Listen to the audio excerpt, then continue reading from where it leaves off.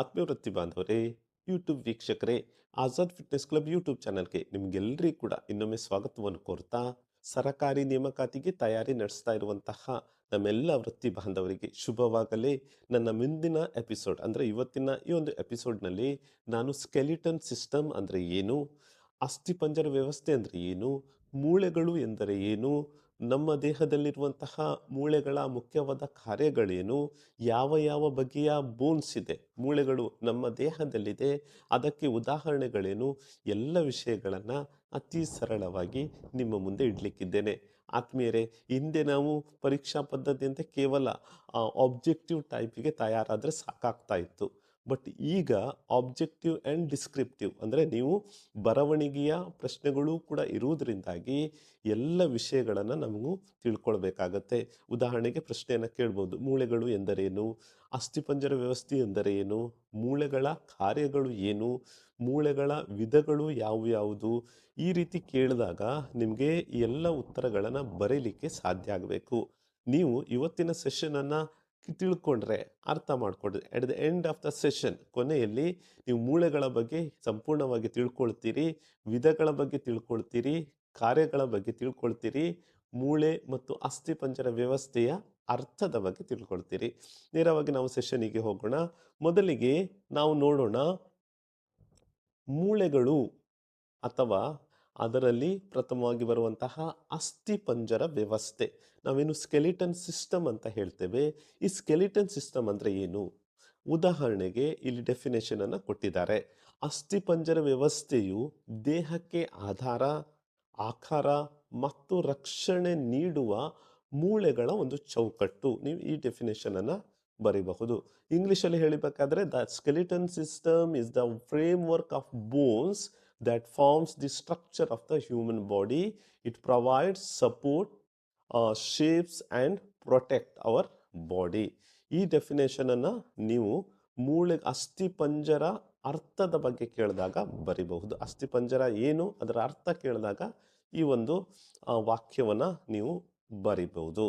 Next ನಾವು ನೋಡೋಣ, human skeleton ಸಿಸ್ಟಮಲ್ಲಿ ನಮ್ಮ ದೇಹದಲ್ಲಿರುವಂತಹ ಒಟ್ಟು ಮೂಳೆಗಳ ಸಂಖ್ಯೆ, ಇದು ನಮಗೆ ಯಾವಾಗಲೂ ಕೇಳುವಂಥ ಸಾಮಾನ್ಯ ಒಂದು ಪ್ರಶ್ನೆಯಾಗಿದೆ. ನಮ್ಮ ದೇಹದಲ್ಲಿ 206 ಮೂಳೆಗಳಿವೆ. ಇಲ್ಲಿ ಒಂದು ಪ್ರಶ್ನೆ ಉದ್ಭವ ಆಗುತ್ತೆ. ಇಲ್ಲಿ ಅಡಲ್ಟ್ಸ್ ಮತ್ತು ಸಾಮಾನ್ಯ ಮನುಷ್ಯ ಮತ್ತು ಮಗು. ಸಾಮಾನ್ಯ ಮನುಷ್ಯ 206 ಮೂಳೆಗಳನ್ನು ಹೊಂದಿರ್ತಾನೆ ತನ್ನ ದೇಹದಲ್ಲಿ. ಆದರೆ ಒಂದು ಮಗು ಹುಟ್ಟಬೇಕಾದ್ರೆ 270 ಅಥವಾ ಅದಕ್ಕಿಂತಲೂ ಜಾಸ್ತಿ ಮೂಳೆಗಳು ಆ ಮಗುವಿನಲ್ಲಿ ಇರುತ್ತೆ. ಮತ್ತು ಆ ಮಗು ಬೆಳೀತಾ ಬೆಳೀತಾ ಹೋದ ಹಾಗೆ ಆ ಮೂಳೆಗಳು ಫ್ಯೂಸ್ ಆಗುತ್ತೆ, ಜೊತೆಗೂಡ್ತದೆ, ಮತ್ತು ಅದು ಒಂದು ಮೂಳೆಯಾಗಿ ಮಾರ್ಪಾಡಾಗುವುದರಿಂದಾಗಿ ಅಲ್ಲಿ ಮೂಳೆಗಳ ಸಂಖ್ಯೆಯಲ್ಲಿ ಕಡಿಮೆ ಆಗುತ್ತೆ. ಸೊ ಇಲ್ಲಿ ಸಾಮಾನ್ಯವಾಗಿ ಎಷ್ಟು ಮೂಳೆಗಳು ಮನುಷ್ಯನಲ್ಲಿ ಇದೆ ಅಂತ ಕೇಳಿದಾಗ ನಾವು 206 ಮೂಳೆಗಳು ಅಂತ ಹೇಳಬೇಕು. ನವಜಾತ ಶಿಶುವಿನಲ್ಲಿ, ನ್ಯೂ ಮಾರ್ನ್ ಬೇಬಿಯಲ್ಲಿ 270 ಅಥವಾ ಅದಕ್ಕಿಂತಲೂ ಜಾಸ್ತಿ ಮೂಳೆಗಳು ಇರುತ್ತೆ. ಆದ್ಮೇಲೆ ಒಂದು ಮಗು ತುಂಬ ಫ್ಲೆಕ್ಸಿಬಲ್ ಆಗಿರುತ್ತೆ ಅಲ್ವಾ? ನಾವು ನೋಡ್ತೇವೆ, ಮಕ್ಕಳು ಬಿದ್ದಾಗ ಪೆಟ್ಟಾಗೋದಿಲ್ಲ, ಪೆಟ್ಟಾಗೋದಿಲ್ಲ, ಮುಖ್ಯವಾಗಿ ಫ್ರ್ಯಾಕ್ಚರ್ಸ್ ಅಥವಾ ಪೆಟ್ಟಾಗೋದಿಲ್ಲ. ಮತ್ತು ಮಕ್ಕಳು ತುಂಬ ಬೆಂಡಿಂಗ್ಸ್ ಮಾಡ್ತಾರೆ, ಫ್ಲೆಕ್ಸಿಬಲ್ ಆಗಿರ್ತಾರೆ. ಇದು ಯಾಕೆ ಸಾಧ್ಯ ಅಂತ ಹೇಳಿದರೆ, ಆ ಮೂಳೆಗಳು ಸಪ್ರೇಟ್ ಇರೋದ್ರಿಂದ, ಅಂದರೆ ಮೂಳೆಗಳ ಸಂಖ್ಯೆ ಜಾಸ್ತಿ ಇರೋದ್ರಿಂದಾಗಿ ಆ ಮಕ್ಕಳು ಸುಲಭವಾಗಿ ಬಾಡಿಯನ್ನು ಏನು ಮಾಡ್ತಾರೆ, ಭಾಗಿಸ್ತಾರೆ, ಅಥವಾ ಅವರು ಫ್ಲೆಕ್ಸಿಬಲ್ ಆಗಿರ್ತಾರೆ, ಅವರ ಮೂಮೆಂಟನ್ನು ಮಾಡುವುದು ಈಸಿ ಆಗಿರುತ್ತೆ. ಸೊ ಅದಕ್ಕಾಗಿ ಚಿಕ್ಕ ಮಕ್ಕಳು ತುಂಬ ಫ್ಲೆಕ್ಸಿಬಲ್ ಆಗಿರ್ತಾರೆ, ಯಾಕಂದರೆ ಅವರಲ್ಲಿ ಮೂಳೆಗಳ ಸಂಖ್ಯೆ ಜಾಸ್ತಿ ಆಗುತ್ತೆ. ಇದೊಂದು ನಾವು ತಿಳ್ಕೊಳ್ಬೇಕಾದಂತಹ ಮುಖ್ಯವಾದ ಅಂಶಗಳು. ನೋಡಿ, the human body is made the bones that form the skeletal framework. ಮೂಳೆಗಳು ನಮ್ಮ ಇಡೀ ಅಸ್ಥಿಪಂಜರದ ವ್ಯವಸ್ಥೆಯನ್ನು ಮಾಡಲಿಕ್ಕೆ ಅನುಕೂಲ ಮಾಡಿಕೊಡುತ್ತೆ. ಅಂದರೆ ಈ ಮೂಳೆಗಳ ಒಂದು ಗುಂಪೆ ಅಸ್ಥಿಪಂಜರವಾಗಿರುತ್ತೆ. ಸೊ ನೀವು ಇಲ್ಲಿ ಪಿಕ್ಚರಲ್ಲಿ ಕಾಣ್ತಾ ಇದ್ದೀರಿ, ನಾವು ಸಾಮಾನ್ಯವಾಗಿ TV ಮೂವೀಸಲ್ಲೆಲ್ಲ ನೋಡುವಾಗ, ಹಾರರ್ ಮೂವಿ ಎಲ್ಲ ನೋಡುವಾಗ ಈ ಸ್ಕೆಲಿಟನ್ ಸಿಸ್ಟಮನ್ನು ತಂದು ಅವರು ನಮಗೆ ಭಯಪಡಿಸುವಂತಹ ಒಂದು ವಿಡಿಯೋವನ್ನು ಮಾಡ್ತಾರೆ. ಸೊ ಅದು ನಿಜವಾಗಿ ಒಂದು ಸ್ಕೆಲಿಟನ್ ಸಿಸ್ಟಮ್ ಆಗಿರುತ್ತೆ, ಮಾನವ ಅಸ್ಥಿಪಂಜರ ವ್ಯವಸ್ಥೆಯಾಗಿರುತ್ತೆ. ಇಲ್ಲಿ ಇನ್ನೊಂದು ಮುಖ್ಯವಾದ ಪ್ರಶ್ನೆ ಪರೀಕ್ಷೆಗೆ ಸಾಮಾನ್ಯವಾಗಿ ಕೇಳಬಹುದಾದಂಥದ್ದು ಏನಂದರೆ, ವೈ ಬೋನ್ಸ್ ಫ್ಯೂಸ್, ಮೂಳೆಗಳು ಯಾಕೆ ಒಂದಾಗತ್ತೆ? ನಾನು ಹೇಳಿದೆ ಮೂಳೆಗಳು ಬೆಳೀತಾ ಬೆಳೀತಾ ಚಿಕ್ಕ ಮಕ್ಕಳಲ್ಲಿ ಮೂಳೆಗಳು ಜಾಸ್ತಿ ಇರುತ್ತೆ, ಅದು ಫ್ಯೂಸ್ ಆಗುತ್ತೆ, ಒಟ್ಟಾಗತ್ತೆ. ಅದನ್ನು ಏನಂತ ಕರೀತಾರೆ, ಹೇಗಾಗತ್ತೆ ಅದು ಅನ್ನುವಂಥ ಪ್ರಶ್ನೆಯನ್ನು ಕೇಳಿದರೆ ನೋಡಿ, ಬೋನ್ಸ್ ಬಿಗಿನ್ ಆಸ್ ಕಾರ್ಟಿಲೇಜ್ ಇನ್ ಬೇಬೀಸ್. ಚಿಕ್ಕ ಮಕ್ಕಳಲ್ಲಿ ಮೂಳೆಗಳು ಕಾರ್ಟಿಲೇಜ್ ಆಗಿರುತ್ತೆ. ಕಾರ್ಟಿಲೇಜ್ ಅಂದ್ರೇನು? ಕಾರ್ಟಿಲೇಜ್ ಅಂದರೆ ಈ ಮೂಳೆಗಳ ತುದಿ ಭಾಗದಲ್ಲಿ, ದೊಡ್ಡ ಮೂಳೆಗಳ ತುದಿ ಭಾಗದಲ್ಲಿ ಅದು ನೈದರ್ ಬೋನ್ ನಾರ್ ಮಸಲ್ ಅಥವಾ ಬೋನ್ ಎರಡೂ ಆಗಿರುವುದಿಲ್ಲ, ಬಟ್ ಒಂದು ಸ್ಟ್ರಕ್ಚರ್ ಇರುತ್ತೆ. ಉದಾಹರಣೆಗೆ ನಾನ್ ವೆಜಿಟೇರಿಯನ್ ನೀವು ಆಗಿದ್ರೆ, ನೀವು ಚಿಕನ್ ಲೆಗ್ ಪೀಸನ್ನು ತಿಂದರೆ, ಆ ತಿಂದು ಲೆಗ್ ಪೀಸ್ ತಿಂದು ಆದಮೇಲೆ ತುದಿಯ ಭಾಗದಲ್ಲಿ ಒಂದು ಆಕಾರ ಕಾಣ್ತಾ ಇದೆ ನೋಡಿ, ಇಲ್ಲಿ ನಾನು ತೋರಿಸ್ತಾ ಇದ್ದೇನೆ, ಇಲ್ಲಿ ಎರಡು ಕಡೆ ಕಾಣ್ತಾ ಇದೆಯಲ್ಲ, ಈ ತುದಿಯ ಆಕಾರ ಏನಿದೆ, ಆ ಬೆಂಡ್ ಏನಿದೆ, ಅದನ್ನು ನಾವು ಕಾರ್ಟಿಲೇಜ್ ಅಂತ ಹೇಳ್ತೇವೆ. ಅದು ಮಸಲು ಆಗಿರುವುದಿಲ್ಲ, ಬೋನು ಆಗಿರುವುದಿಲ್ಲ, ಅದೆರಡರ ಮಧ್ಯದ ಸ್ಥಿತಿಯಾಗಿರುತ್ತೆ. ಈ ಕಾರ್ಟಿಲೇಜ್ ಅದು ಬೋನ್ಗಿಂತ ಸ್ವಲ್ಪ ಸಾಫ್ಟ್ ಆಗಿರುತ್ತೆ, ಸ್ಮೂತ್ ಆಗಿರುತ್ತೆ. ಈ ಕಾರ್ಟಿಲೇಜ್ ಅನ್ನುವಂಥದ್ದು ಬೋನ್ ಆಗಿ ಮಾರ್ಪಾಡಾಗತ್ತೆ. As we grow, cartilage slowly turns into hard bone, ಗಟ್ಟಿ ಮೂಳೆಗಳಾಗಿ ಪರಿವರ್ತನೆ ಆಗುತ್ತೆ. ನೋಡಿ, ಇಲ್ಲಿ ಇನ್ನೊಂದು ಬಹಳ ಮುಖ್ಯವಾಗಿ ನಾವು ತಿಳ್ಕೊಳ್ಬೇಕಾದದ್ದು, ಸ್ಮಾಲ್ ಬೋನ್ಸ್ ಫ್ಯೂಸ್ ಒಂದಾಗುತ್ತೆ ಟು ಫಾರ್ಮ್ ಲಾರ್ಜರ್ ಬೋನ್ಸ್. ಚಿಕ್ಕ ಚಿಕ್ಕ ಮೂಳೆಗಳು ಜಾಯಿಂಟ್ ಆಗುತ್ತೆ, ದೊಡ್ಡ ಮೂಳೆಗಳಾಗಿ ಪರಿವರ್ತನೆ ಆಗುತ್ತೆ. ಈ ಪ್ರೊಸೆಸನ್ನು ಏನಂತ ಕರೀತಾರೆ?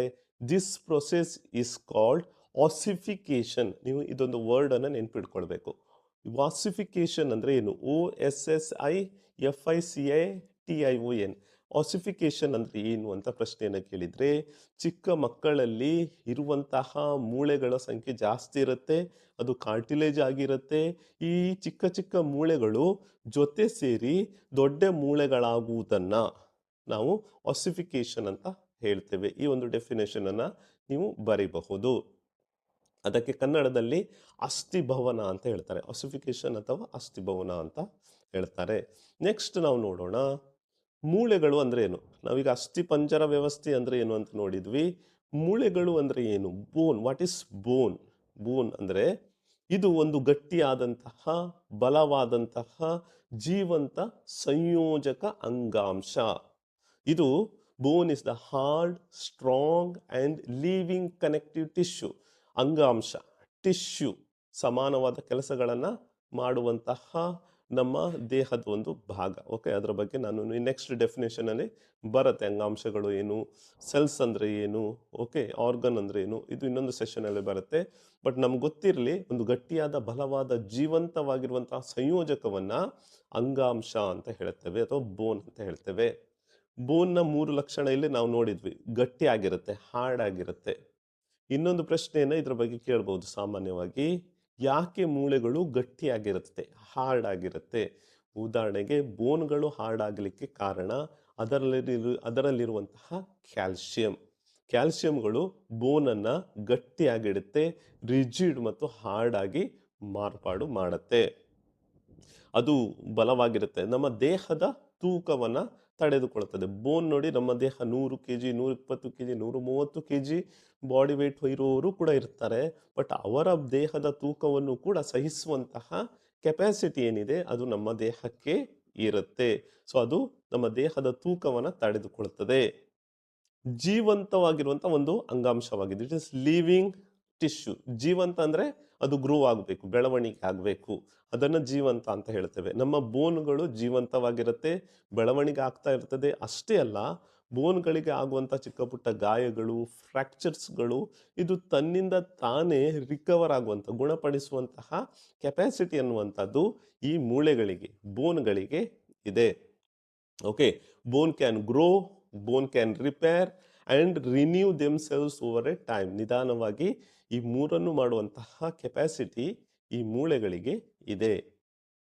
ನೆಕ್ಸ್ಟ್, ನಮ್ಮ ಇದೊಂದು ಪ್ರಶ್ನೆಯನ್ನು ಸಾಮಾನ್ಯವಾಗಿ ಕೇಳಬಹುದು, ನಮ್ಮ ದೇಹದಲ್ಲಿ ದೇಹದ ಒಟ್ಟು ತೂಕದ ಎಷ್ಟು ಶೇಕಡ ಮೂಳೆಗಳು ಇರುತ್ತೆ ಅಂತ ಹೇಳಿ, ಅಥವಾ ಮೂಳೆಗಳ ಒಟ್ಟು ನಮ್ಮ ದೇಹದ ತೂಕದ ಪರ್ಸೆಂಟೇಜ್ ಎಷ್ಟು ಅಂತ ಕೇಳ್ಬೋದು. ಇದು 18ರಿಂದ 20% ಇಡೀ ದೇಹದ ತೂಕದ ಪಾಲು ನಮ್ಮ ಮೂಳೆಗಳು ಅಥವಾ ಅಸ್ಥಿಪಂಜರ ವ್ಯವಸ್ಥೆಗೆ ಸೇರಿರುತ್ತೆ. ನೆಕ್ಸ್ಟ್, ಮೂಳೆಗಳನ್ನು ಪಾರ್ಟ್ಸ್ ಆಫ್ ಸ್ಕೆಲಿಟನ್, ಅಸ್ಥಿ ಪಂಜರದ ಭಾಗಗಳು. ನಮ್ಮ ಇಡೀ ಅಸ್ಥಿ ಪಂಜರವನ್ನ 2 ಭಾಗಗಳಾಗಿ ನಾವು ಬೇರ್ಪಡಿಸಬಹುದು. ಮೊದಲನೇದಾಗಿ ಆಕ್ಸಿಯಲ್ ಸ್ಕೆಲಿಟನ್ ಅಂತ ಹೇಳ್ತಾರೆ, ಎರಡನೇದಾಗಿ ಅಪೆಂಡಿಕ್ಯುಲರ್ ಸ್ಕೆಲಿಟನ್ ಅಂತ ಹೇಳ್ತಾರೆ. ಅಕ್ಷೀಯ ಅಸ್ಥಿಪಂಜರ ಮತ್ತು ಉಪಾಂಗ ಅಸ್ಥಿಪಂಜರ. ಅಸ್ಥಿಯ ಅಸ್ಥಿಪಂಜರ ಅಥವಾ ಆಕ್ಸಿಯಲ್ ಸ್ಕೆಲಿಟನ್ ಅಂದ್ರೆ ಏನು? The axial skeleton forms the central axis of the body. It includes ಏನೇನು ಅದರಲ್ಲಿ ಬರುತ್ತೆ, ಸೆಂಟ್ರಲ್ ಆಕ್ಸಿಸ್ ಅನ್ನ ಫಾರ್ಮ್ ಮಾಡುವಂತಹ ಏನು ನಮ್ಮ ದೇಹದ ಅಸ್ಥಿಪಂಜರ ವ್ಯವಸ್ಥೆ ಇದೆ ಅದನ್ನು ನಾವು ಆಕ್ಸಿಯಲ್ ಸ್ಕೆಲಿಟನ್ ಅಂತ ಹೇಳ್ತೇವೆ. ಇದರ ಬಗ್ಗೆ ಇನ್ನೂ ವಿವರವಾಗಿ ನಾವು ಮೂಳೆಗಳ ಬಗ್ಗೆ 206 ಮೂಳೆಗಳನ್ನು ಪರಸ್ಪರ ಯಾವ್ಯಾವ ಮೂಳೆಗಳು ಎಲ್ಲೆಲ್ಲಿ ಇರ್ತದೆ ಅನ್ನುವಂಥ ಸ್ಟಡಿ ಮಾಡುವ ಸಂದರ್ಭದಲ್ಲಿ ಅದರ ಬಗ್ಗೆ ಇನ್ನೂ ಡೀಪ್ ಆಗಿ ನೋಡೋಣ. ಬಟ್ ನಿಮಗೆ ಗೊತ್ತಿರಲಿ, ಆಕ್ಸಿಯಲ್ ಸ್ಕೆಲಿಟನ್ನಲ್ಲಿ 80 ಮೂಳೆಗಳಿರ್ತವೆ. ಆ 80 ಮೂಳೆಗಳಿರುವಂತಹ ಜಾಗ ಒಂದು ಸ್ಕಲ್, ತಲೆಬುರುಡೆ, ಎರಡನೇದು ವರ್ಟಿಬ್ರಲ್ ಕಾಲಮ್ ಅಂತ ನಾವೇನು ಹೇಳ್ತೇವೆ, ಬೆನ್ನೆಲುಬು, ಮೂರನೇದು ನಮ್ಮ ರಿಬ್ ಕೇಜ್ ಅಥವಾ ಎದೆಯ ಗೂಡೇನಿದೆ. ಈ 3 ಭಾಗಗಳಲ್ಲಿ ಆಕ್ಸಿಯಲ್ ಸ್ಕೆಲಿಟನ್ ಇರುತ್ತೆ, ಅಕ್ಷೀಯ ಅಸ್ಥಿಪಂಜರ ಇರುತ್ತೆ. ಇದರ ಟೋಟಲ್ ಬೋನ್ಗಳು, ಮೂಳೆಗಳ ಸಂಖ್ಯೆ ಆಗಿರುತ್ತೆ 80. ಈ ಮೂಳೆಗಳು ನಮ್ಮ ದೇಹದ ಆರ್ಗನ್ಸ್ಗಳನ್ನು ಪ್ರೊಟೆಕ್ಟ್ ಮಾಡ್ತವೆ. ಬ್ರೈನ್, ಹಾರ್ಟ್, ಲಂಗ್ಸ್ಗಳನ್ನು ಪ್ರೊಟೆಕ್ಟ್ ಮಾಡುವಂತಹ ಕೆಲಸವನ್ನು ಆಕ್ಸಿಯಲ್ ಸ್ಕೆಲಿಟನ್ ಮಾಡುತ್ತೆ. ಎರಡನೇ ಬಗೆಯ ಸ್ಕೆಲಿಟನ್ ಯಾವುದು? ಅದು ಅಪೆಂಡಿಕ್ಯುಲರ್ ಸ್ಕೆಲಿಟನ್. ಅಪೆಂಡಿಕ್ಯುಲರ್ ಸ್ಕೆಲಿಟನ್ ಅದನ್ನು ಉಪಾಂಗ ಅಸ್ಥಿಪಂಜರ ಅಂತ ಹೇಳ್ತೇವೆ. ಅದು the appendicular skeleton includes the limbs and girdles. ಅದು ನಮ್ಮ ಕಾಲುಗಳಲ್ಲಿ, ಕಾಲು, ಕೈ, ಶೋಲ್ಡರ್, ತೋಳುಗಳಲ್ಲಿ ಇರುತ್ತೆ. ಇದರ ಒಟ್ಟು ಸಂಖ್ಯೆ 126 ಆಗಿರುತ್ತೆ. ಸೊ 80 ಮೂಳೆಗಳು ಆಕ್ಸಿಯಲ್ ಸ್ಕೆಲಿಟನ್ನಲ್ಲಿದ್ದರೆ, ಅಕ್ಷೀಯ ಅಸ್ಥಿಪಂಜರದಲ್ಲಿದ್ದರೆ 126 ಮೂಳೆಗಳು ನಮ್ಮ ಅಪೆಂಡಿಕ್ಯುಲರ್ ಸ್ಕೆಲಿಟನ್ನಲ್ಲಿ ಇರುತ್ತೆ ಅಥವಾ ಉಪಾಂಗ ಅಸ್ಥಿಪಂಜರದಲ್ಲಿ ಇರುತ್ತೆ. ಇದು ಕೂಡ ಸಾಮಾನ್ಯವಾಗಿ ಕೇಳುವಂತಹ ಪ್ರಶ್ನೆ. ಅಪೆಂಡಿಕ್ಯುಲರ್ ಸ್ಕೆಲಿಟನ್ನಲ್ಲಿ ಎಷ್ಟು ಮೂಳೆಗಳಿರುತ್ತೆ, ಆಕ್ಸಿಯಲ್ ಸ್ಕೆಲಿಟನ್ನಲ್ಲಿ ಎಷ್ಟು ಮೂಳೆಗಳಿರುತ್ತೆ, ಅಥವಾ ಈ ಮೂಳೆಗಳು ದೇಹದ ಯಾವ ಸ್ಕೆಲಿಟನಿಗೆ ಸಂಬಂಧಪಟ್ಟದ್ದು, ಆಕ್ಸಿಯಲ್ ಆರ್ ಅಪೆಂಡಿಕ್ಯುಲರ್, ಇಂತಹ ಪ್ರಶ್ನೆಗಳನ್ನು ಕೇಳಬಹುದು. ಸೊ 2 ಡಿಫರೆನ್ಸ್ ಅನ್ನ ನಾವು ಅರ್ಥ ಮಾಡ್ಕೊಳ್ಬೇಕಾಗತ್ತೆ. 80 + 126 206.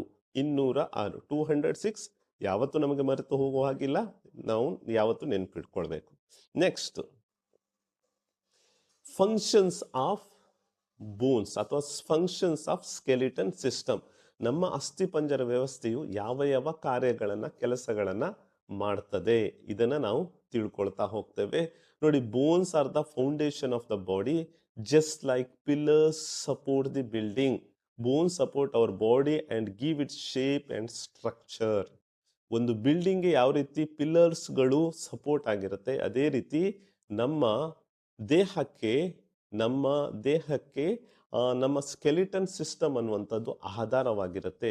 ಸೊ ಪ್ರಥಮ ಫಂಕ್ಷನ್ ಏನು ಅಂತ ಕೇಳಿದರೆ ಅದನ್ನು ಸಪೋರ್ಟ್ ಅಥವಾ ಆಧಾರ ಅಂತ ಹೇಳಬೇಕು.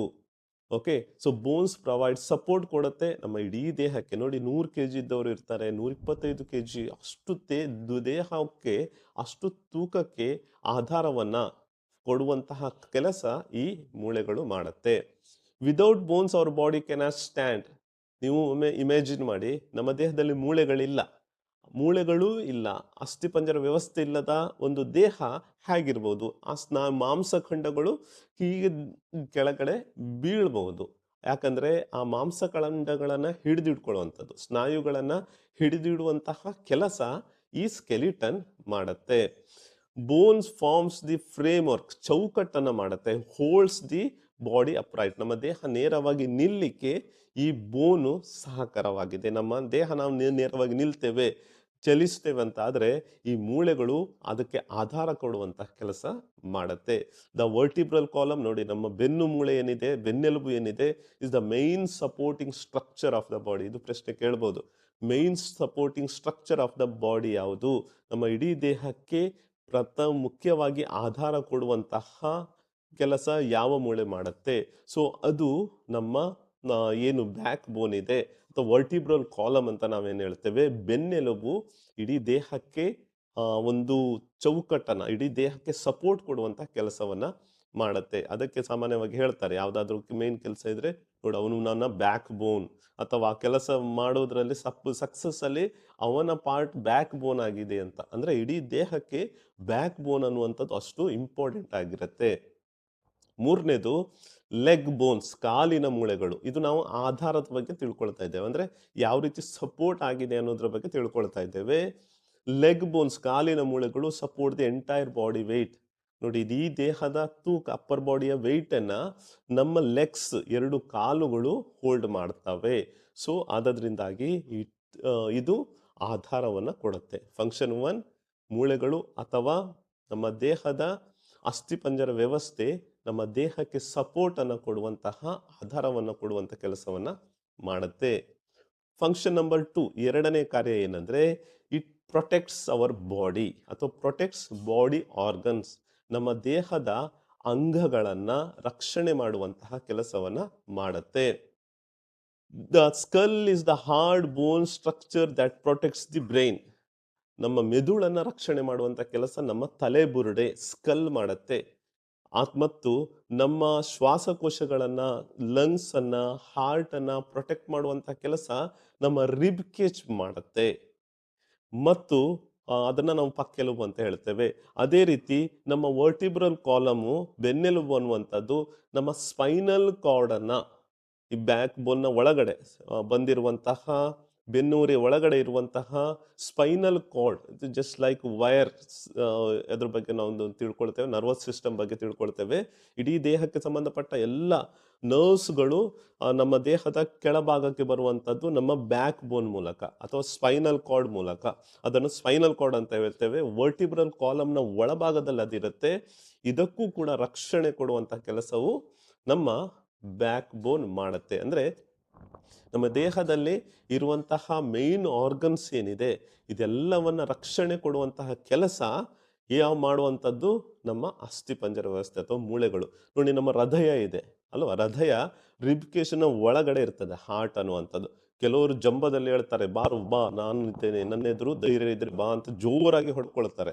ನೀವು ಒಂದು ವೇಳೆ ವಿಚಾರ ಮಾಡಿ, ರಿಬ್ಸ್ ಇಲ್ಲದೆ ಇದ್ರೆ, ಯಾರು ಜೋರಾಗಿ ಹೊಡ್ಕೊಳ್ತಾರೆ ನೇರವಾಗಿ ಹೃದಯಕ್ಕೆ ಹೊಡ್ಕೊಂಡಿದ್ರೆ, ಅವರು ನನ್ನಷ್ಟು ಧೈರ್ಯವಂತರು, ಶಕ್ತಿವಂತರು ಯಾರೂ ಇಲ್ಲ ಅಂತ ಹೇಳದವರೇ ಅವರ ಏಟನ್ನೇ ಸಹಿಸಿಕೊಳ್ಳುವಂಥ ಸಾಧ್ಯತೆ ಇರುವುದಿಲ್ಲ. ಯಾಕಂದ್ರೆ ಹಾರ್ಟಿಗೆ ಬಿದ್ದರೆ ಅಲ್ಲೇ ಸತ್ತೋಗ್ಬಿಡ್ತಾರೆ. ಸೊ ಈ ಹೃದಯವನ್ನ, ಶ್ವಾಸಕೋಶವನ್ನ, ನಮ್ಮ ಬ್ರೈನನ್ನ, ಮೆದುಳನ್ನ, ಅದೇ ರೀತಿ ಕೆಳಭಾಗದಲ್ಲಿ ನಾವು ನೋಡ್ಲಿಕ್ಕೆ ಹೋದರೆ ಹಿಂಭಾಗದಲ್ಲಿ ನಮ್ಮ ಸ್ಪೈನಲ್ ಕಾರ್ಡ್ ಅನ್ನ ರಕ್ಷಣೆ ಮಾಡುವಂತಹ ಕೆಲಸ ನಮ್ಮ ಈ ಒಂದು ಸ್ಕೆಲಿಟನ್ ಸಿಸ್ಟಮ್ ಮಾಡುತ್ತೆ. ಮೂರನೇ ಫಂಕ್ಷನ್ ಏನು? ಮೂರನೇ ಫಂಕ್ಷನ್ ಆಗಿರುತ್ತೆ ಚಲನೆ ಅಥವಾ ಮೂಮೆಂಟ್. ನೋಡಿ ನಮ್ಮ ದೇಹ ಮೂಮೆಂಟ್ ಮಾಡಲಿಕ್ಕೆ ಬೋನ್ಸ್, ಮಸಲ್ಸ್, ಜಾಯಿಂಟ್ಸ್, ಈ ಮೂರು ಭಾಗಗಳು ಕೆಲಸ ಮಾಡ್ತವೆ. ಬೋನ್ಸ್ ಬಹಳ ಮುಖ್ಯವಾಗಿ ಬೇಕಾಗಿರುವಂತಹದ್ದು. ಮೂಳೆಗಳು, ಸ್ನಾಯುಗಳು ಮತ್ತೆ ಸಂಧಿಗಳು ಅಂದ್ರೆ ಜಾಯಿಂಟ್ಸ್ ಒಟ್ಟಾಗಿ ನಮ್ಮ ಮೂಮೆಂಟಿಗೆ ಸಹಕಾರವನ್ನು ಕೊಡುತ್ತೆ. ಬೋನ್ಸ್ ಆಧಾರ ಕೊಡ್ತದೆ, ಮಸಲ್ಸ್ ಮೂಳೆಗಳನ್ನ ಎಳಿತದೆ, ಪುಲ್ ಮಾಡುತ್ತೆ, ಮತ್ತು ಜಾಯಿಂಟ್ಸ್ ಅನ್ನುವಂಥದ್ದು ಒಂದು ಡೈರೆಕ್ಷನ್ ಅನ್ನ, ಚಲನೆಗೆ ಅನುವು ಮಾಡಿಕೊಡುತ್ತೆ, ಮತ್ತೆ ನಮ್ಮ ದೇಹ ಚಲಿಸಲಿಕ್ಕೆ ಒಂದು ಡೈರೆಕ್ಷನ್ ಅನ್ನ ಕೊಡುತ್ತೆ. ಸೊ ಈ ರೀತಿ ಮೂರು ಕಾರ್ಯಗಳನ್ನ ಮಾಡಲಿಕ್ಕೆ ಮೂರು ನಮ್ಮ ದೇಹದ ಅಂಗಗಳು ಅಥವಾ ಪಾರ್ಟ್ಗಳು ಸಹಾಯ ಮಾಡುತ್ತೆ. ಅದರಲ್ಲಿ ಬಹಳ ಮುಖ್ಯವಾಗಿ ಸಹಾಯ ಮಾಡುವಂಥದ್ದು ನಮ್ಮ ಬೋನ್ಸ್ ಆಗಿದೆ. ನಾಲ್ಕನೇ ಫಂಕ್ಷನ್ ಏನಿದೆ ಅದು ಬ್ಲಡ್ ಸೆಲ್ ಫಾರ್ಮೇಷನ್. ನಮ್ಮ ರಕ್ತ ಅನ್ನುವಂಥದ್ದು ನಮ್ಮ ದೇಹದಲ್ಲಿ ಉತ್ಪತ್ತಿ ಮಾಡುವಂತಹ ಕೆಲಸವು ಕೂಡ ನಮ್ಮ ದೇಹದಲ್ಲಿರುವಂತಹ ಲಾರ್ಜ್ ಬೋನ್ಸ್ ಮಾಡುತ್ತೆ. ನಮ್ಮ ದೇಹದಲ್ಲಿರುವಂತಹ ದೊಡ್ಡ ಮೂಳೆಗಳೇನಿದೆ ಆ ಮೂಳೆಗಳಲ್ಲಿ ರಕ್ತ ಉತ್ಪತ್ತಿ ಆಗುತ್ತೆ. ನಮ್ಗೆ ಗೊತ್ತಿದೆ ರಕ್ತದಲ್ಲಿ 3 ಭಾಗ ಇರುತ್ತೆ: ರೆಡ್ ಬ್ಲಡ್ ಸೆಲ್ಸ್, ಕೆಂಪು ರಕ್ತ ಕಣಗಳು, ಬಿಳಿ ರಕ್ತ ಕಣಗಳು ಮತ್ತು ಪ್ಲೇಟ್ಲೆಟ್ಸ್. ಕೆಂಪು ರಕ್ತ ಕಣಗಳು ಆಕ್ಸಿಜನ್ ಅನ್ನ ಕ್ಯಾರಿ ಮಾಡಲಿಕ್ಕೆ, ಮುಖ್ಯವಾಗಿ ನಮ್ಮ ದೇಹದ ಎಲ್ಲ ಅಂಗಾಂಗಗಳಿಗೆ ಕೊಡ್ಲಿಕ್ಕೆ ಹೆಲ್ಪ್ ಮಾಡಿದ್ರೆ, ಬಿಳಿ ರಕ್ತ ಕಣಗಳು ನಮ್ಮ ದೇಹದಲ್ಲಿ ಇಮ್ಯುನಿಟಿಯಾಗಿ, ರೋಗ ನಿರೋಧಕವಾಗಿ ಸಹಾಯ ಮಾಡುತ್ತೆ. ಪ್ಲೇಟ್ಲೆಟ್ಸ್ ಅನ್ನುವಂಥದ್ದು ನಮ್ಮ ರಕ್ತ ಹೆಪ್ಪುಗಟ್ಟಲಿಕ್ಕೆ ಪ್ರಮುಖವಾಗಿ ಸಹಾಯ ಮಾಡುತ್ತೆ. ಸೊ ಈ ಮೂರು ಉತ್ಪತ್ತಿ ಆಗುವಂಥದ್ದು ಕೆಂಪು ರಕ್ತ ಕಣ, ಬಿಳಿ ರಕ್ತ ಕಣ ಮತ್ತು ಪ್ಲೇಟ್ಲೆಟ್ಸ್, ಇದು ನಮ್ಮ ದೊಡ್ಡ ಮೂಳೆಗಳಲ್ಲಿ. ದೊಡ್ಡ ಮೂಳೆಗಳು ಯಾವ್ಯಾವುದು? ಉದಾಹರಣೆಗೆ ಮುಖ್ಯವಾಗಿರುವಂಥದ್ದು ಸ್ಟೆರ್ನಮ್, ಹಿಪ್ ಬೋನ್, ಫೀಮರ್, ತೊಡೆಯ ಮೂಳೆಗಳು. ಇವುಗಳಲ್ಲಿ ಈ ಕೆಂಪು ರಕ್ತ ಕಣಗಳು, ಬಿಳಿ ರಕ್ತ ಕಣಗಳು ಮತ್ತು ಪ್ಲೇಟ್ಲೆಟ್ಸ್ ಉತ್ಪತ್ತಿ ಆಗುತ್ತೆ.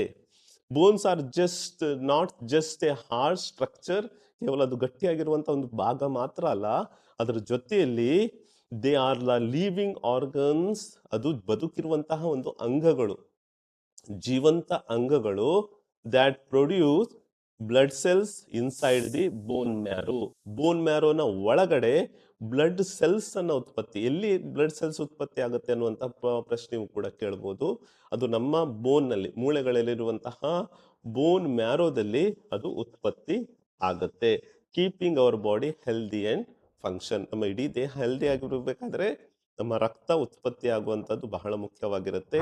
ಅದನ್ನು ಉತ್ಪತ್ತಿ ಮಾಡುವಂತಹ ಕೆಲಸ ನಮ್ಮ ಬೋನ್ ಮಾಡುತ್ತೆ. ನೆಕ್ಸ್ಟ್ ನೋಡಿ, ಇದರಲ್ಲಿ ಸ್ಟೆರ್ನಮ್ ಅಂತ ಕೊಟ್ಟಿದ್ದಾರೆ, ಎದೆಯ ಮೂಳೆಗಳು.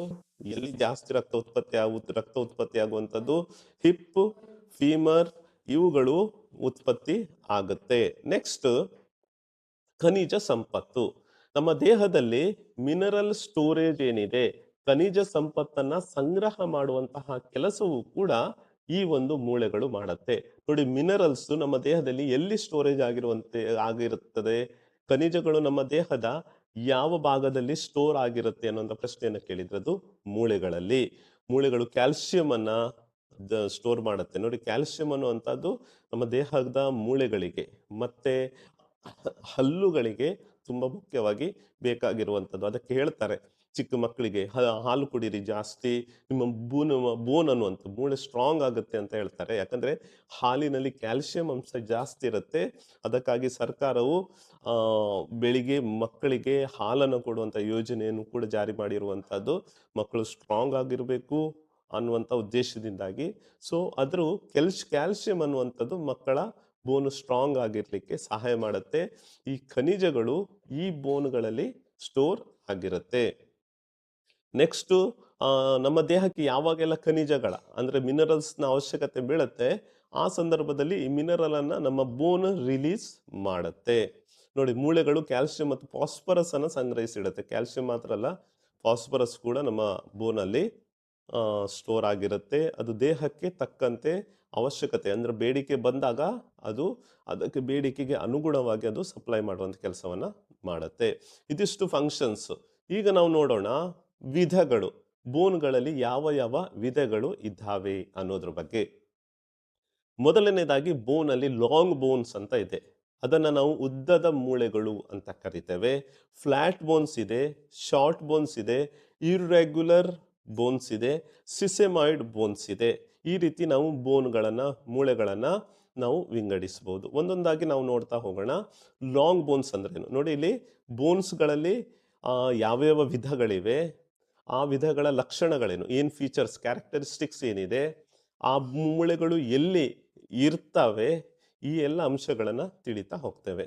ಫಸ್ಟಿಗೆ ಲಾಂಗ್ ಬೋನ್ಸ್. ಲಾಂಗ್ ಬೋನ್ಸ್ ಅನ್ನುವಂಥದ್ದು ಉದ್ದವಾಗಿರುತ್ತೆ, ಅಗಲ ಕಡಿಮೆ ಇರುತ್ತೆ, ಉದ್ದ ಜಾಸ್ತಿ ಇರುತ್ತೆ. ಸೊ ನಾವು ನೋಡ್ತೇವೆ ನಮ್ಮ ಕಾಲುಗಳಲ್ಲಿ, ಕೈಗಳಲ್ಲಿ ಇರುವಂಥದ್ದು ಅಲ್ನ, ರೇಡಿಯಸ್, ಟಿಬಿಯಾ, ಫಿಬುಲಾ, ಈ ಎಲ್ಲ ಮೂಳೆಗಳು ಏನು ಉದ್ದನೆಯ ಮೂಳೆಗಳು ಕೈ ಕಾಲುಗಳಲ್ಲಿ. ಇಲ್ಲಿ ನೀವು ಕಾಣ್ತೀರಿ ಸ್ಟ್ರಕ್ಚರ್ಸ್. ಸೊ ಈ ಮೂಳೆಗಳು ಉದ್ದವಾಗಿರುತ್ತೆ, ಅಗಲ ಕಡಿಮೆ ಇರುತ್ತೆ, ಅದು ಕೈ ಕಾಲುಗಳಲ್ಲಿ ಕಂಡು ಬರುತ್ತೆ. ಮತ್ತೆ ಆ ಮೂಳೆಗಳು ನಮ್ಮ ದೇಹ ಚಲನೆ ಮಾಡಲಿಕ್ಕೆ ಹೆಲ್ಪ್ ಮಾಡುತ್ತೆ. Have a shaft diaphysis and 2 ends, ಅದಕ್ಕೆ 2 ಎಂಡ್ಗಳಿರ್ತವೆ. ಸೊ ನೀವು ಮೂಳೆಗಳಲ್ಲಿ ಕಾಣ್ತೀರಿ, ಇಲ್ಲಿ ಕಾಣ್ತೀರಿ, ಇದೇ ಸ್ಟ್ರಕ್ಚರ್ ಇನ್ನೊಂದು ಭಾಗದಲ್ಲಿ ಇರುತ್ತೆ. ಸೊ ಇದಕ್ಕೆ 2 ಎಂಡ್ ಕೂಡ ಇರುತ್ತೆ. ಸೊ ಅದನ್ನ ನಾವು ಉದ್ದನೆಯ ಮೂಳೆಗಳು ಅಂತ ಹೇಳ್ತೇವೆ. It contains red and yellow bone marrow. Bone marrow ಅದು ರಕ್ತ ಉತ್ಪತ್ತಿ ಆಗಲಿಕ್ಕೆ ಸಹಕಾರ ಕೊಡುವಂಥದ್ದು. ಈ ಕೆಂಪು ಮತ್ತು ಹಳದಿ, red and yellow bone marrow ಇರುತ್ತೆ, 2 ಬೋನ್ ಮ್ಯಾರೋ ಮುಖವಾಗಿರುವಂಥದ್ದು. ಆ ಬೋನ್ ಮ್ಯಾರೋ ಅನ್ನುವಂಥದ್ದು ಇರುವುದು ಉದ್ದನೆಯ ಮೂಳೆಗಳಲ್ಲಿ, ಚಿಕ್ಕ ಮೂಳೆಗಳಲ್ಲಿ ಬೋನ್ ಮ್ಯಾರೋ ಇರುವುದಿಲ್ಲ. ಈ ಉದ್ದನೆಯ ಮೂಳೆಗಳೇ ನಮ್ಮ ದೇಹದಲ್ಲಿ ಕೆಂಪು, ಬಿಳಿ ಮತ್ತು ಪ್ಲೇಟ್ಲೆಟ್ಸ್, ಕೆಂಪು ರಕ್ತ ಕಣ, ಬಿಳಿ ರಕ್ತ ಕಣ, ಪ್ಲೇಟ್ಲೆಟ್ಸ್ ಉತ್ಪತ್ತಿ ಆಗಲಿಕ್ಕೆ ಸಹಕಾರ ಕೊಡುವಂಥದ್ದು. ಸೊ ಇದಕ್ಕೆ ಉದಾಹರಣೆ ನೋಡಿ, ಆ ಲಾಂಗ್ ಬೋನ್ಸ್ ಏನು ಕೆಲಸ ಮಾಡುತ್ತೆ? ಅದು ನಮ್ಮ ಮೂಮೆಂಟ್ಸ್ ಅನ್ನ ಮಾಡಲಿಕ್ಕೆ ಹೆಲ್ಪ್ ಮಾಡುತ್ತೆ. Longest bone in the body, they support body weight ಅನ್ನು ಸಪೋರ್ಟ್ ಮಾಡುತ್ತೆ ಮತ್ತು ಎನೇಬಲ್ ಮೂಮೆಂಟ್. ಇಡೀ ದೇಹದ ತೂಕವನ್ನು ಕೊಡುವಂತಹ, ಹೊರುವಂತಹ ಆಧಾರವಾಗಿರುತ್ತೆ. ಮೂಮೆಂಟ್ಸಿಗೆ ಅದು ಹೆಲ್ಪ್ ಮಾಡುತ್ತೆ. ಅದಕ್ಕೆ ಉದಾಹರಣೆ ತೊಡೆಯಲ್ಲಿರುವಂತಹ ಫೀಮರ್ ಬೋನ್, ಉದ್ದನೆಯ ಬೋನ್, ಹ್ಯೂಮರಸ್ ಬೋನ್, ನಮ್ಮ ಭುಜದಲ್ಲಿರುವಂತಹ ಹ್ಯೂಮರಸ್, ಟಿಬಿಯಾ, ಕೈಯಲ್ಲಿರುವಂತಹ ಟಿಬಿಯಾ, ಫಿಬುಲಾ, ರೇಡಿಯಸ್ ಮತ್ತು ಅಲ್ನ, ಈ ಎಲ್ಲ ಮೂಳೆಗಳು ಏನಿದೆಯೋ ಎಲ್ಲ ಮೂಳೆಗಳು ಉದ್ದನೆಯ ಮೂಳೆಗಳಿಗೆ ಉದಾಹರಣೆಗಳು. ನೆಕ್ಸ್ಟ್ ನಾವು ನೋಡೋಣ ಶಾರ್ಟ್ ಬೋನ್ಸ್, ಚಿಕ್ಕ ಮೂಳೆಗಳು ಯಾವುದು? ನೋಡಿ, short bones are cube shaped. ಅದೊಂದು ರೀತಿ ಚೌಕಾಕಾರ ಇರುತ್ತೆ. Nearly equal in length, width and height. ಅದು ಉದ್ದ ಮತ್ತು ಅಗಲ ಇದೆಲ್ಲವೂ ಕೂಡ ಈಕ್ವಲ್ ಆಗಿರುತ್ತೆ ಹೆಚ್ಚು ಕಡಿಮೆ. They provide stability and support with limited movement. ನಮ್ಮ ದೇಹಕ್ಕೆ ಒಂದು ಸ್ಟೆಬಿಲಿಟಿ ಕೊಡುವಂಥ, ಸ್ಥಿರತೆ ಕೊಡುವಂಥ ಕೆಲಸ ಚಿಕ್ಕ ಮೂಳೆಗಳು ಮಾಡ್ತವೆ. ಮತ್ತು ಆ ಒಂದು ಚಿಕ್ಕ ಮೂಳೆಗಳು ಅದು ಲಿಮಿಟೆಡ್ ಮೂಮೆಂಟ್ ಆಗಿರೋದು, ಮೂಮೆಂಟ್ ಮಾಡಲಿಕ್ಕೂ ಹೆಲ್ಪ್ ಮಾಡುತ್ತೆ. ಉದಾಹರಣೆಗೆ ಕೈಯಲ್ಲಿರುವಂತಹ ಕಾರ್ಪಲ್ಸ್ ಮೂಳೆಗಳು, ಓಕೆ, ಅದು 8 ಮೂಳೆಗಳಿಂದ ರಿಸ್ಟ್ ಆಗಿರುತ್ತೆ. ನಮ್ಮ ರಿಸ್ಟ್ ಅನ್ನುವಂಥದ್ದು 8 ಮೂಳೆಗಳಿಂದ ಆಗಿರುತ್ತೆ, ಕಾರ್ಪಲ್ಸ್ ಮೂಳೆಗಳು ಅಂತ ಹೇಳ್ತೇವೆ. ನೋಡಿ, ಈ ರಿಸ್ಟ್ ಅನ್ನುವಂಥದ್ದು ನಮ್ಮ ಚಿಕ್ಕ ಕೆಲಸವನ್ನು ಮಾಡಲಿಕ್ಕೆ, ಹೋಲ್ಡ್ ಮಾಡಲಿಕ್ಕೆ, ಮೂವ್ಮೆಂಟ್ ಮಾಡಲಿಕ್ಕೆ ಇದು ಹೆಲ್ಪ್ ಮಾಡ್ತದೆ. 7 bones in the ankle, these bones help in the smooth wrist movement. ನೋಡಿ, ನಮ್ಮ ರಿಸ್ಟ್ ಮೂಮೆಂಟು, ನಮ್ಮ ಆ್ಯಂಕಲ್ ಮೂಮೆಂಟು ಅದೆಲ್ಲ ಸ್ಮೂತ್ ಆಗಲಿಕ್ಕೆ ಹೆಲ್ಪ್ ಮಾಡುವಂಥದ್ದು ಇದೇ ಚಿಕ್ಕ ಮೂಳೆಗಳು. ಈಗ ಒಂದು ಡಾಕ್ಟರ್ ಆಪ್ರೇಷನ್ ಮಾಡ್ತಾರೆ ಅಲ್ವಾ, ಅವರು ಬೆರಳುಗಳಿಂದ ಆಪ್ರೇಷನ್ ಮಾಡ್ತಾರೆ. ಚಿಕ್ಕ ಮೂಳೆಗಳು ನಮಗೆ ಈ ಸೂಕ್ಷ್ಮವಾದ ಕೆಲಸಗಳನ್ನು ಮಾಡಲಿಕ್ಕೆ ಹೆಲ್ಪ್ ಮಾಡ್ತವೆ. ಅದರ ಗುಣಲಕ್ಷಣಗಳನ್ನು ಕೊಟ್ಟಿದ್ದಾರೆ. ಕ್ಯೂಬ್ ಶೇಪ್ ಆಗಿರುತ್ತೆ, ಘನಾಕಾರ ಇರುತ್ತೆ, nearly equal in all dimension. ಅದು ಹೇಳಿದ್ದೇನೆ ನಾನು, ಸ್ಥಿರತೆ ಕೊಡುವಂಥದ್ದು. ಅದರ ಮೂಮೆಂಟ್ ಅನ್ನುವಂಥದ್ದು ಲಿಮಿಟೆಡ್ ಆಗಿರುತ್ತೆ, ತುಂಬ ಫ್ಲೆಕ್ಸಿಬಲ್, ತುಂಬ ಮೂಮೆಂಟ್ ಇರಲ್ಲ, ಅದು ಸ್ವಲ್ಪ ಅಷ್ಟೇ ಮೂಮೆಂಟನ್ನು ಮಾಡುತ್ತೆ. ಮತ್ತು ಫೌಂಡ್ ಇನ್ ರಿಸ್ಟ್ ಆ್ಯಂಕಲ್ಸ್, ಮುಖ್ಯವಾಗಿ ನಮ್ಮ ರಿಸ್ಟಲ್ಲಿ, ಆ್ಯಂಕಲಲ್ಲಿ ಈ ಮೂಳೆಗಳು, ಚಿಕ್ಕ ಮೂಳೆಗಳು ಕಾಣಲಿಕ್ಕೆ ಸಿಗುತ್ತೆ. Absorb and distribute stress evenly. ನೋಡಿ, ನಮ್ಮ ಸ್ಟ್ರೆಸ್ಸನ್ನು, ಬಾಡಿ ವೆಯ್ಟನ್ನು ಅದನ್ನು ಅಬ್ಸಾರ್ವ್ ಮಾಡಿ ಅದನ್ನು ಇಡೀ ಭಾಗಕ್ಕೆ ಸ್ಪ್ರೆಡ್ ಮಾಡುತ್ತೆ, ಅಂದರೆ ಅದನ್ನು ಹರಡ್ತದೆ. ಅಂದರೆ ನಮ್ಮ ದೇಹದ ತೂಕವನ್ನು ಸಹಿಸುವಂತಹ ಒಂದು, ಅದಕ್ಕೆ ಹೆಲ್ಪ್ ಮಾಡುವಂಥ ಕೆಲಸವನ್ನು ಕೂಡ ಇದು ಮಾಡುತ್ತೆ. ಇದು ತುಂಬ ಸ್ಟ್ರಾಂಗ್ ಆಗಿರುತ್ತೆ, ಕಾಂಪ್ಯಾಕ್ಟ್ ಆಗಿರುತ್ತೆ. ಓಕೆ, ಇದು ಚಿಕ್ಕ ಮೂಳೆಗಳ ಬಗ್ಗೆ. ನೆಕ್ಸ್ಟ್ ಬರುತ್ತೆ ಫ್ಲ್ಯಾಟ್ ಬೋನ್ಸ್, ಫ್ಲ್ಯಾಟ್ ಆಗಿರುವಂತಹ ಮೂಳೆಗಳು. ಫ್ಲ್ಯಾಟ್ ಬೋನ್ಸ್ ಅಂದರೆ ಏನು? ಫ್ಲ್ಯಾಟ್ ಬೋನ್ಸ್ ಅಂದರೆ ಚಪ್ಪಟೆ ಮೂಳೆಗಳು, ಅದು ತೆಳ್ಳಗಾಗಿರುತ್ತೆ. ಅದ್ರ ಜೊತೆಯಲ್ಲಿ ಈ ಒಂದು ಮೂಳೆಗಳನ್ನುವಂಥದ್ದು ಚಪ್ಪಟೆ ಆಗಿರುತ್ತೆ. ಆಂತರಿಕ ಅಂಗಗಳನ್ನು ರಕ್ಷಣೆ ಮಾಡುವಂಥದ್ದು, ಇಂಟರ್ನಲ್ ಆರ್ಗನ್ಗಳನ್ನು ರಕ್ಷಣೆ ಮಾಡುವಂಥ ಕೆಲಸ ಮಾಡುತ್ತೆ. ಸ್ನಾಯುಗಳಿಗೆ ಇದು ಜೋಡಣೆಯನ್ನು ಒದಗಿಸ್ತದೆ. ನಮ್ಮ ಮಸಲಿಗೆ ಇದು ಅಟ್ಯಾಚ್ ಮಾಡುವಂಥ ಕೆಲಸವೂ ಕೂಡ ಈ ಒಂದು ಚಿಕ್ಕ ಬೋನ್, ಚಿಕ್ಕ ಮೂಳೆಗಳು ಮಾಡ್ತವೆ. ಗುಣಲಕ್ಷಣಗಳು ತೆಳ್ಳಗಿರುವಂಥದ್ದು, ಚಪ್ಪಟೆಯಾಗಿರುವಂಥದ್ದು. ಅದ್ರ ಜೊತೆಯಲ್ಲಿ ಆಂತರಿಕ, ಇಂಟರ್ನಲ್ ಆರ್ಗನ್ಸ್ ಬಗ್ಗೆ ಹೇಳಿದ್ದೆ, ಅದನ್ನು ರಕ್ಷಣೆ ಮಾಡುವಂಥ ಕೆಲಸ ಮಾಡುವಂಥದ್ದು. ಅದಕ್ಕೆ ಉದಾಹರಣೆ ನಮ್ಮ ತಲೆಬುರುಡೆಯಲ್ಲಿರುವಂತಹ ಸ್ಕಲ್ಲಲ್ಲಿರುವಂತಹ ಮೂಳೆಗಳು, ಎದೆಯ ಮೂಳೆಗಳು ಅಥವಾ ಸ್ಟೆರ್ನಮ್ ಅಂತ ನಾವು ಹೇಳ್ತೇವೆ. ಎದೆಗೂಡಿನ ಮಧ್ಯಭಾಗದಲ್ಲಿ ಏನಿರುತ್ತೆ ಅದನ್ನು ಸ್ಟೆರ್ನಮ್ ಅಂತ ನಾವೇನು ಹೇಳ್ತೇವೆ. ಹೋಗಿ ಇಲ್ಲಿ ನೀವು ಕಾಣ್ತೀರಿ, ಮಧ್ಯದಲ್ಲಿ ಇರುವಂಥದ್ದು ಇದು ಸ್ಟೆರ್ನಮ್. ಈ ಸ್ಟೆರ್ನಮ್ ಮತ್ತು ಇಲ್ಲಿ ರಿಪ್ಸ್ ಏನಿದೆ, ಓಕೆ, ಈ ರಿಪ್ಸ್ಗಳು, ಓಕೆ, ಮತ್ತೆ ಅದು ಸ್ಕೆಪುಲ ಇಲ್ಲಿ ನೀವು ಕಾಣ್ತಾ ಇದ್ದೀರಿ. ಸ್ಕೆಪುಲ ಅಂದರೆ ನಮ್ಮ ಶೋಲ್ಡರಲ್ಲಿ ಹಿಂಭಾಗದಲ್ಲಿ ಏನು ಬೋನ್ ಇರುತ್ತೆ ಅದನ್ನು ಸ್ಕೆಪುಲ್ ಅಂತ ಕರಿತೇವೆ. ಈ ಮೂಳೆಗಳು ಅನ್ನುವಂಥದ್ದು ಚಪ್ಪಟೆ ಮೂಳೆಗಳು ಆಗಿರುತ್ತೆ. ಇವುಗಳ ಮುಖ್ಯ ಕೆಲಸ ಇರುವಂಥದ್ದು ನಮ್ಮ ದೇಹದ ಪ್ರಮುಖ ಅಂಗಗಳನ್ನು ರಕ್ಷಣೆ ಮಾಡುವಂಥದ್ದು ಇದರ ಮುಖ್ಯ ಕೆಲಸವಾಗಿದೆ. ನೋಡಿ, ಇಲ್ಲಿ ತಲೆಬುರುಡೆ ಕೊಟ್ಟಿದ್ದಾರೆ, ಮೆದುಳನ್ನು ರಕ್ಷಣೆ ಮಾಡುವಂಥ ಕೆಲಸವನ್ನು ಮಾಡುತ್ತೆ. ಓಕೆ, ನೆಕ್ಸ್ಟ್ ನಾವು ನೋಡೋಣ ಇರ್ರೆಗ್ಯುಲರ್ ಬೋನ್. ಇರ್ರೆಗ್ಯುಲರ್ ಬೋನ್ ಅಂದರೆ ಅದಕ್ಕೊಂದು ಶೇಪ್ ಇರಲ್ಲ, ಅನಿಯಮಿತವಾಗಿರುವಂತಹ ಮೂಳೆಗಳು. They have complex shape that do not fit in to any other category. ಅದರ ಶೇಪ್ ವಿಭಿನ್ನವಾಗಿರುತ್ತೆ. ಅದು ದೇಹದ ಬೇರೆ ಯಾವುದೇ ಭಾಗಕ್ಕೆ ಅಂದ್ರೆ ಬೇರೆ ಯಾವುದೇ ಮೂಳೆಗಳಿಗೆ ಅದು ಸಮಾನವಾಗಿರಲ್ಲ. ಅದಕ್ಕೆ ಒಂದು ನಿರ್ದಿಷ್ಟವಾದ ಶೇಪ್ ಇರಲ್ಲ, ಬೇರೆ ಬೇರೆ ಶೇಪ್ಗಳು ಇರುತ್ತೆ. ಅದನ್ನ ಇರ್ರೆಗ್ಯುಲರ್ ಬೋನ್ ಅಂತ ಕರೀತಾರೆ. ಅನಿಯಮಿತವಾಗಿರುವಂತ ಆಕಾರ ಇರುತ್ತೆ. They do not fit in to long, short, flat or sesamoid bone. ಇದು ಯಾವುದೇ ವಿಭಾಗಕ್ಕೆ ಅದು ಸೇರುವುದಿಲ್ಲ. Provide protection and support for complex body structure. ಅದು ದೇಹವನ್ನ ಪ್ರೊಟೆಕ್ಟ್ ಮಾಡುವಂತ ಕೆಲಸನೂ ಮಾಡುತ್ತೆ, ಸಪೋರ್ಟ್ ಮಾಡುವಂತ ಕೆಲಸವನ್ನು ಕೂಡ ಮಾಡುತ್ತೆ. Often have multiple surfaces and projections. ಇದು ಸರ್ವ್ ಹೈಲಿ ಸ್ಪೆಷಲೈಸ್ಡ್ ಫಂಕ್ಷನ್. ನಿರ್ದಿಷ್ಟವಾದ ಸ್ಪೆಸಿಫಿಕ್ ಸಪೋರ್ಟ್ ಮಾಡುವಂತ ಕೆಲಸವನ್ನು ಕೂಡ ಮಾಡುತ್ತೆ. Often have multiple surfaces and projections. ಇದು ಸರ್ವ್ ಹೈಲಿ ಸ್ಪೆಷಲೈಸ್ಡ್ ಫಂಕ್ಷನ್. ನಿರ್ದಿಷ್ಟವಾದ ಸ್ಪೆಸಿಫಿಕ್ ಕಾರ್ಯಗಳನ್ನ ಮಾಡುವಂತಹ ಕೆಲಸ ಈ ಇರ್ರೆಗ್ಯುಲರ್ ಬೋನ್ಸ್ ಮಾಡುತ್ತೆ. ಸೊ ನಮ್ಮ ಬೆನ್ನೆಲುಬಿನಲ್ಲಿ ನೀವೇನ್ ಕಾಣ್ತೀರಿ, ಇಂಟರ್ ವರ್ಟಿಬಲ್ ಡಿಸ್ಕ್ ಅಂತ ನಾವು ಹೇಳ್ತೇವೆ, ಅಥವಾ ಬೆನ್ನೆಲುಬಲ್ಲಿ ಇರುವಂತಹ ಮೂಳೆಗಳು ಸ್ಪೈನಲ್ ಕಾರ್ಡ್ ಅನ್ನ ರಕ್ಷಣೆ ಮಾಡುವಂತಹ ಕೆಲಸವನ್ನ ಮಾಡುತ್ತೆ. ಹಿಪ್ ಬೋನ್, ಪೆಲ್ವಿ, ಸೊಂಟದ ಮೂಳೆಗಳು ಇಟ್ ಸಪೋರ್ಟ್ಸ್ ದಿ ಬಾಡಿಯನ್ನು ಸಪೋರ್ಟ್ ಮಾಡ್ತವೆ. ಫೇಶಿಯಲ್ ಬೋನ್ಸ್ ಅನ್ನುವಂಥದ್ದು forms the structure of the face. ನಮ್ಮ ಮುಖಕ್ಕೆ ಒಂದು ಶೇಪ್ ಅನ್ನ ಕೊಡ್ಲಿಕ್ಕೆ ಮುಖದಲ್ಲಿರುವಂತಹ ಮೂಳೆಗಳು ಹೆಲ್ಪ್ ಮಾಡುತ್ತೆ. ಸ್ಯಾಕ್ರಮ್ ಅನ್ನುವಂಥದ್ದು ಬೇಸ್ ಆಫ್ ದ ಬ್ಯಾಕ್ ಬೋನ್. ನೋಡಿ, ಈ ಬ್ಯಾಕ್ ಬೋನ್ ನ ಬೇಸ್ ಇದೆ, ಕೊನೆಯಲ್ಲಿ ಇರ್ತಿಲ್ಲ, ಇದು ಸ್ಯಾಕ್ರಮ್ ಅಂತ ನಾವು ಹೇಳ್ತೇವೆ. ಇದು ಕೂಡ ಏನಾಗಿರುತ್ತೆ, ಇರ್ರೆಗ್ಯುಲರ್ ಬೋನ್ ಆಗಿರುತ್ತೆ. ನಮ್ಮ ದವಡೆ, ಇಲ್ಲಿ ನಾನು ಮಾತಾಡ್ತಾ ಇದ್ದೇನೆ ನೋಡಿ, ಈ ಕೆಳಭಾಗದಲ್ಲಿ ದವಡೆ ಕೆಳಭಾಗ ಹೋಗಿ ಇಲ್ಲಿ ನೀವು ಕಾಣ್ತೀರಿ, ಇದನ್ನು ಕೂಡ ನಾವು ಇರ್ರೆಗ್ಯುಲರ್ ಬೋನ್ಸ್ಗೆ ಸೇರ್ತದೆ. ಇದು ನಮಗೆ ಮಾತಾಡ್ಲಿಕ್ಕೆ ಹೆಲ್ಪ್ ಮಾಡ್ತದೆ. ಇಲ್ಲಿ ಕೊನೆಯದಾಗಿ ನಾವು ನೋಡುವಂತಹ ಬೋನ್ ಆಗಿರುತ್ತೆ sesamoid bone. Sesamoid bones are the small bones, ಚಿಕ್ಕ ಮೂಳೆಗಳು, ಎಂಬೆಡೆಡ್ ವಿದಿನ್ ದಿ ಟೆಂಡನ್ಸ್ ನ ಒಳಗಡೆ ಇರುತ್ತೆ. ಅದು ಅದರ ಮುಖ್ಯವಾದ ಲಕ್ಷಣ ಏನು, ಅದು ಟೆಂಡನ್ಸ್ ಒಳಭಾಗದಲ್ಲಿರುವಂತಹ ಚಿಕ್ಕ ಚಿಕ್ಕ ಮೂಳೆಗಳಾಗಿವೆ. ಅದರ ಮುಖ್ಯವಾದ ಉದ್ದೇಶವಾಗಿರುತ್ತೆ small and rough in shape. ಅದರ ಲಕ್ಷಣಗಳು ಚಿಕ್ಕದಾಗಿರುತ್ತೆ, ರಫ್ ಆಗಿರುತ್ತೆ. ಪ್ರೊಫೌಂಡ್ ಇನ್ಸೈಡ್ ದಿ ಟೆಂಡನ್ ಅಂದ್ರೆ ಸ್ನಾಯು ರಜ್ಜುಗಳಂತ ನಾವೇನ್ ಹೇಳ್ತೇವೆ, ಅದರ ಒಳಭಾಗದಲ್ಲಿ ಈ ಸಿಸೆಮಾಯ್ಡ್ ಬೋನ್ಗಳಿರ್ತವೆ. It protect tendons from stress and friction. ನಮ್ಮ ಟೆಂಡನ್ಗಳನ್ನ ಸ್ಟ್ರೆಸ್ ಅಂದ್ರೆ ನಾವು ಜಂಪ್ ಮಾಡಿದಾಗ ಏನು ಶಾಕ್ ಅಬ್ಸರ್ವ್ ಆಗಿ ನಾವೇನು ಹೇಳ್ತೇವೆ, ಆ ರೀತಿ ವರ್ಕ್ ಮಾಡುವಂತ ಕೆಲಸ ಮಾಡುತ್ತೆ. ಅಂದ್ರೆ ನಮ್ಮ ದೇಹ ಇಂಜುರಿ ಆಗದಂತೆ ನೋಡಿಕೊಳ್ಳುವಂತಹ ಕೆಲಸ ಈ ಸೆಸೆಮಾಯ್ಡ್ ಬೋನ್ಸ್ ಮಾಡುತ್ತೆ. ಇದು ಚಿಕ್ಕದಾಗಿರುತ್ತೆ. ಓಕೆ, ಎಕ್ಸಾಂಪಲ್ ಯಾವುದು, ಸಿಸೆಮಾಯ್ಡ್ ಬೋನಿಗೆ ಅತ್ಯುತ್ತಮವಾದ ಎಕ್ಸಾಂಪಲ್ ಆಗಿರುತ್ತೆ ಮಂಡಿ ಚಿಪ್ಪು ಅಥವಾ ನೀ ಕ್ಯಾಪ್. ನಮ್ಮ ಮೊಣಗಾಲಿನಲ್ಲಿ ಹೋಗಿಲ್ಲಿ ನೀವು ಕಾಣ್ತೀರಿ, ಈ ಮೊಣಗಾಲೇನಿದೆ, ಇಲ್ಲಿ ಒಂದು ಬೋನ್ ಇರುತ್ತೆ. ಸೊ ಈ ಬೋನ್ ಅನ್ನ ನಾವೇ ಹೋಗಿ ಇಲ್ಲಿ ಕಾಣ್ತೀರಿ ನೀವು, ಇಲ್ಲಿ ಒಂದು ಬೋನ್ ಇರ್ತದೆ. ಇದನ್ನ ನಾವು ಪಟೇಲ ಅಂತ ಹೇಳ್ತೇವೆ. ಮೊಣಗಾಲಿನಲ್ಲಿರುವಂತಹ ಪಟೇಲ ಅನ್ನುವಂಥದ್ದು ಸಿಸೆಮಾಯ್ಡ್ ಬೋನಿಗೆ ಅತ್ಯುತ್ತಮವಾದಂತಹ ಉದಾಹರಣೆಯಾಗಿದೆ. ಅದನ್ನು ಮಂಡಿ ಚಿಪ್ಪು ಅಂತ ನಾವು ಅದನ್ನು ಹೇಳ್ತೇವೆ.